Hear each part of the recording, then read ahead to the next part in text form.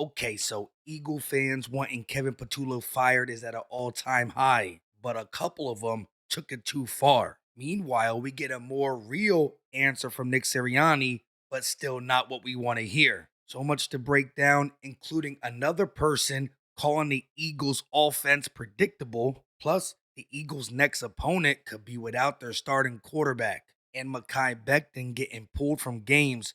Could he be released and find himself back in Philly? But first, I hope you ain't forget, but the NFC East Hard Knocks premieres today, December 2nd at 9 p.m.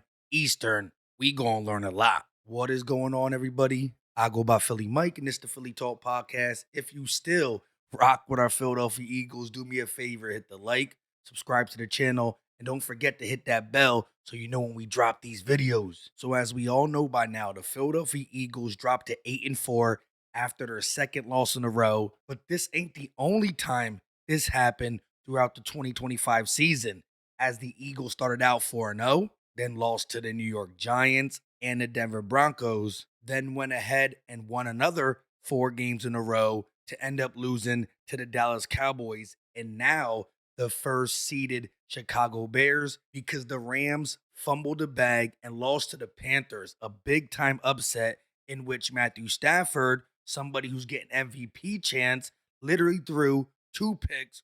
One was a pick 6, and he also had a fumble. But of course, the national media ain't going to bag on him like they do Jalen Hurts when the Eagles lose. With that being said, I do understand the doom and gloom attitude in Philadelphia. However, there's still so much in front of us, and the way the NFC is, anything can still happen. And I honestly believe we got the guys in the locker room to make the change, just not the coaching staff. We were all screaming, maybe this game gets Kevin Patullo fired and or demoted, but it don't look like that's happening. As Nick Sirianni was asked about the 2021 offensive play calling change that was made and the 2023 defensive play calling that was changed, how is this different? Yeah, that's a good question. Again, I do believe that both of them are different scenarios. I know it was a change of play caller, but it's slightly different, particularly on the offensive side. And so, yeah, again, it isn't just one person. It's the ultimate team game. And so, like I said, we're working through everything. I have a lot of faith in all the players. I have a lot of faith in all the coaches. We gotta execute it better, and we gotta scheme it better. And they all can be true, and we gotta call it better. It's every area that we need to improve on. That's why we always say we look internally through all these things. And like I said to you guys, like if all that's not gelling, to me, that's on me first. And it's my job to do whatever I need to do to help get it fixed, and that's what we're working on right now. We'll go to Tim and then Dave Zangaro. So just to clarify, Nick, Kevin still is the play caller? Yeah. Yep. Okay. Trust me, I'm not happy about the situation, but the vandalizing Kevin Patullo house is crazy. At first, the video came out and people said they're not 100% sure it's Kevin Patullo's house, but the people were throwing rocks, saying fire him, blah, blah, blah, blah, blah. Adam Schefter confirmed yesterday that the New Jersey home of Eagles offensive coordinator Kevin Patullo was vandalized with eggs early Saturday morning, according to the Morristown Police Department. Absolutely uncalled for. The man has a family, most likely, could have kids in the house, and all they hear is bah, bah, bah. I mean, it was eggs and not rocks, but like I said, that is going way overboard. This is the type of stuff that gives Eagle fans in general a bad rap. But we're talking about 4 or 5 people doing it. They're recording it. They just wanted their viral moment. But at the end of the day, the Eagles got to focus on the season, because at 8-4, we're still in the thick of things, like I said. But the offensive play calling is definitely the biggest problem we have. I mean, mostly Eagle tweets said it perfectly. Throughout this season, Dan Orlowski, Nick Foles, Greg Cosell, Kurt Warner, Jalen, AJ, Lane, and even CJ Garner-Johnson all said and or hinted, I'm talking to Eagle players, this scheme sucks. Hey, I know you was going crazy after that win. I think you was going crazy. Hey, we should never let him go. I said that. We should never let this motherfucker go. You said that. You said that. You said that. Hey, was you talking shit out there, though? Nah, I got too much respect for them to even disrespect the player that I play with, but it's like more so. Okay. The defense, we disrespected them on defense, though. Hey, now, we can ask him. Go ahead. Was the offense too easy? Predictable? Speak your truth. Speak your truth.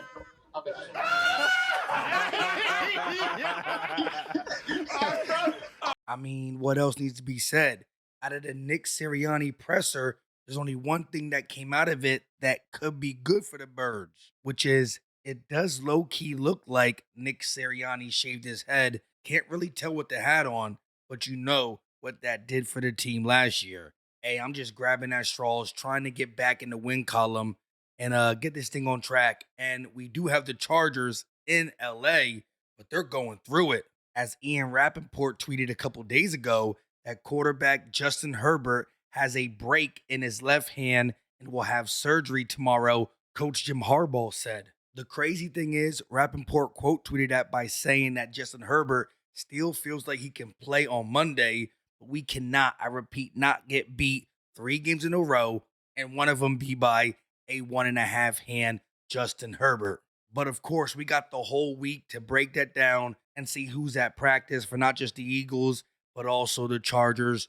You know how we do on this channel, but we still got some stuff to discuss about the Bears game and a lot more. But first, today's episode is sponsored by Aviron, and we got a treadmill that is going to change the game for you, especially if you are like me and think sometimes treadmills could be boring. But before we blow your mind, let's hit quick start and go just to feel how this treadmill works compared to others. You got your analytics on the screen, your speed, your incline, your heart rate, how many miles you ran, all that good stuff displayed on a 22-inch touchscreen. However, the ultra-low 4-inch deck for stability is great, especially when you combine that with the impact-absorbing CloudStrike deck, which offers advanced shock absorption and a spacious belt for a smooth, comfortable stride every step of the way, which I noticed immediately when I got on the Aviron treadmill, but a couple minutes in, couple miles in,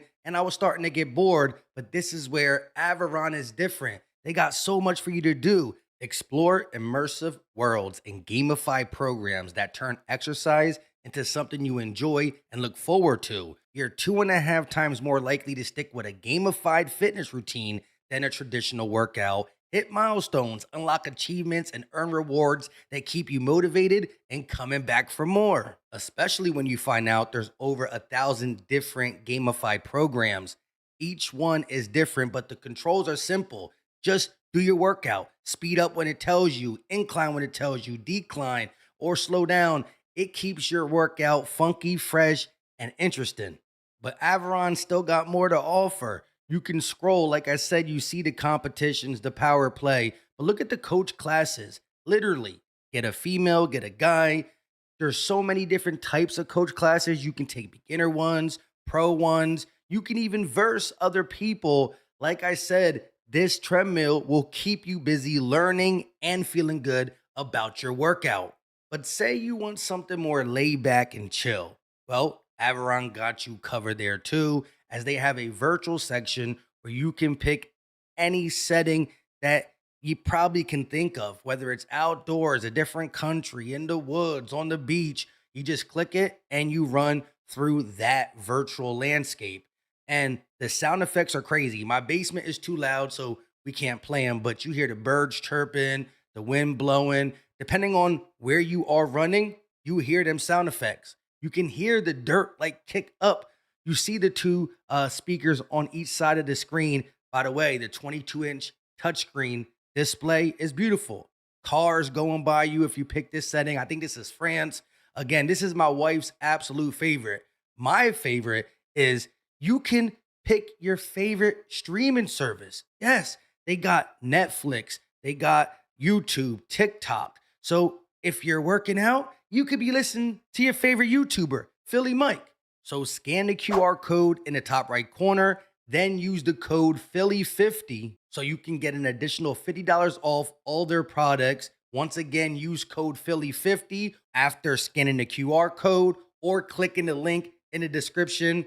I want to thank Aviron for sponsoring today's video. But like I said, I absolutely love it. Back to the Eagles, and this is crazy, but Thomas R. Peterson is right. Mekhi Becton is getting pulled from games and is beyond frustrated with the Chargers. Darius Slay is a healthy scratch, and Kellen Moore's team was eliminated from the playoffs as early as week 13. Sometimes money and a title ain't the end all be all. Let's talk about this roster move that was made on Monday. Something like the Eagles have signed wide receiver Terrence Marshall back to the practice squad.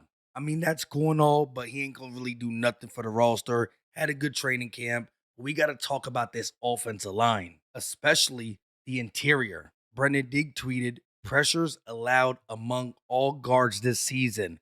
Tyler Steen with 27. That is the fourth most. And Landon Dickerson, 24. That's the ninth most. So we got a top 5 and top 10 worst guard tandem. That's mainly what is hindering the run game.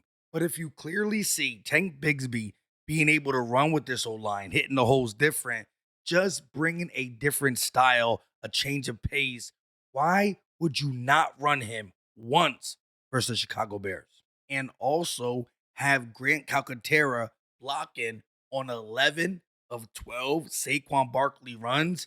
He can't block. How does the offensive staff continue to overlook things like this and then expect things to get better? As for Jalen Hurts, he explained the Smitty miss. So did Kurt Warner. But listen to Baldy first. Then we'll hash it all out. But again, I still think that the play calling starts to funk. Like, how do you really buy in if you're not trusting the play caller? The Bears played a lot of this blitz zero look throughout the game, at least a half a dozen times. Like on this one, like they don't even recover Dallas Goedert. Goddard's completely wide open. All right, but I get it. You're going to pick a side. All right, so he goes to two-man side right here. That's fine. Like here they come. They got the right route on. Smitty wins. In fact, Byers got his back to the defense right here. You throw that ball in the right spot, it's a touchdown. All right, it's thrown behind him. All right, it's going to happen. The protection's great. Jalen gets the ball out on time. He sees his receiver. He picks it. Just doesn't make a good throw. All right, that's the reaction. All right, because it's a touchdown, and Smitty knows it. Now, on this throw right here, like it's another really good protection. Good pocket. I'm not sure why AJ pulls up right there. Because maybe Dotson is coming, and he feels it and sees it. I know this. The quarterback wasn't happy with it at all. Like, just run through the route. Okay. Miscommunication. Now it's 3rd and 9. Here's that blitz zero look. They just played that shell. Who's coming? They all come. So here's A.J. Brown right here. Like, you just get it to him on the run, and it's a first down. All right? All right. Holds it. Doesn't happen. 2 deep, 5 under. Here we go. It's 3rd and 6. Here's A.J. right here. There's the throw right now. Right now. That's the throw. 3rd and 6, he's gonna get the first down. But if it's late and behind him, Kyler Gordon's going to make the tackle. And here it is. Like, AJ's looking right at Jalen. Like, it's his number one receiver. It's 3rd down. There it is. There's the throw. And he's looking at him. But I don't know what he thought he was going to do. In fact, they've got one man down. It's a 3-man rush. There's no pressure. It's just frustrating to watch. The timing, the rhythm, the throws. It's ugly. Now, granted, Baldy has been on record multiple times this year saying how bad the Eagles' offensive scheme is. But this game Hurts was bad. But listen to what he said about the Smitty pass. No, not a check. Was a 2 guys on 2 different pages, and that's a bit of the issues that we've kind of been having. We weren't detailed enough in that. I wasn't detailed enough in instructing him what to do as we prepared and making myself clear on that. And so, I'm trying to find as many particulars as I can when it comes to the level of execution we have. And that's a group effort that has to be there. As Baldy said, Goddard was open, but Kurt Warner said it was a stop and like kind of go route. And with the 2 hots, Jalen Hurts not looking that way. It's it is what it is. Kurt Warner explained it pretty well. But the Mr. Smitty, he also explained that Jalen Hurts thought he was going to go out. And in this concept, normally it is an out route. Smitty cut it in. And again, it's two guys not on the same page. But at the end of the day, it's week 13. And they've been playing with each other for a while now, going back to college like they're boys. Why under Kevin Patullo, people are still not on the same page? And all the flags, the lack of discipline is crazy. AJ keeps getting flagged for false starts. That is so hard for a wide receiver to even get flagged for, but somehow he's lacking the discipline. So many people are under this offensive regime. And again, I put it to when you're not fully balled in, you lack the things that require no talent, as Nick Sirianni says, and Jalen says, and they all say. Lastly, and also because I'm tired of talking about this game and I'm trying to turn it, but the way Baldy broke down how the Bears ran for us for 200 and plus yards, 47 attempts, and we just got bullied was crazy. The Bears came in number 2 in the NFL in rushing yards per game. Look at this run here with DJ Moore, offset fullback. He's going to tie up Jalen Phillips. They ran this play split zone to the left and to the right. Look at that wall right there. And there you go. Kyle Monangai is up the middle for 17 yards. They ran this play over and over again. All right, they had no answer to stopping this. But 47 runs, 281 yards. DeAndre Swift. Here we go. You watch how they block a Jomo right here. Like they block him with the split zone look there of Cole Kmet, ties him up. That allows Tooney to go up here on Bond, and then you get right here, Dahlman on the Kobe, and now they get to split. And the safeties were horrible. Horrible tackling for the Eagles all day. Like right there, Sidney Brown just misses one. Now you get Durham Smythe right here going to the fullback position. 3 wide receivers, DJ, Zacchaeus, Rome. All right, it's just big on big. You got 6 blockers right there, 6 defenders. Let's see what they do. All right, here they come. They tie up Cooper DeJean right here. He takes himself out of the player split zone, right behind Darnell White. All right, Roma dudes, they don't even have anybody to block. They miss another tackle. Okay, it just keeps rolling. I mean, this was impressive. The best rushing attack all year by the Bears. Monangai, here we go. You watch these blocks right here by Colston Loveland, Darnell Wright. Here we go. A little take block, okay? They just, all that means you switch assignments. Darnell blocks out. Colston Loveland goes up to the safety. Look at what Jackson does. He just rolls a Jomo, and there goes Monangai. All right? More bad tackling by the Eagles. All right? Bears will take it. All right? Nothing fancy at all, really. Like you watch Zacchaeus right here. Just block Cooper DeJean. Just tie him up. And here you go. Right off he blocks him right off the line of scrimmage. All right? Now you get Darnell right up on Bond, and there's a split. All right? Another missed tackle by Reed Blankenship. The tackling was atrocious. All right, now, you get down to the goal line. Goal line runs, the Bears are as good as anybody. They're 14th and 15th touchdown runs this year. 3rd and 2 right here. All right, there you go. You get a tight end in motion, Durham Smythe. Here comes Cole Kmet. He's going to lead DeAndre Swift right into the hole. Basically untouched. If it was flag football, the Eagles wouldn't have gotten the flag off DeAndre Swift. And just to balance it up, let's watch what Kyle Monangai does right here. Like, it's just a finishing run. 8 yards deep right here. Like, here it is. I don't know. The Eagles are in 4 defensive tackles. I don't know what Jalen Carter's doing. He's going off on his own. Maybe going rogue. Who knows? But if you're going to go out there, there's nobody inside here. And so now Darnell Wright comes up on the Kobe Dean, and Monangai walks into the end zone untouched for 2nd rushing touchdown. It was a dominant performance by this offensive line of the Bears all afternoon. It was truly a Black Friday special. I saved it for last because I don't want to hype on the defense because they allowed a boatload of rushing yards and got bullied a lot. Bullied. However, they still held them to like 10 points for almost the whole game. And if the offense keeps going 3 and out, eventually the best defense in the league is going to falter. Still want to be more solid against the run because coming to the link and getting ran on like that is ridiculous. And teams want to run when it gets cold, when the playoffs come. So we can't have that type of performance But again, it goes back to the offense. With that being said, leave all your thoughts in the comment section. I absolutely love hearing from you. No video Saturday, Sunday, or Monday because the voice was crazy, but back like we never left.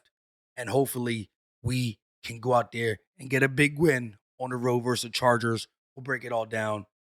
Thoughts in the comment section. Like, subscribe. Philly strong. I'll catch you on the next one. We out.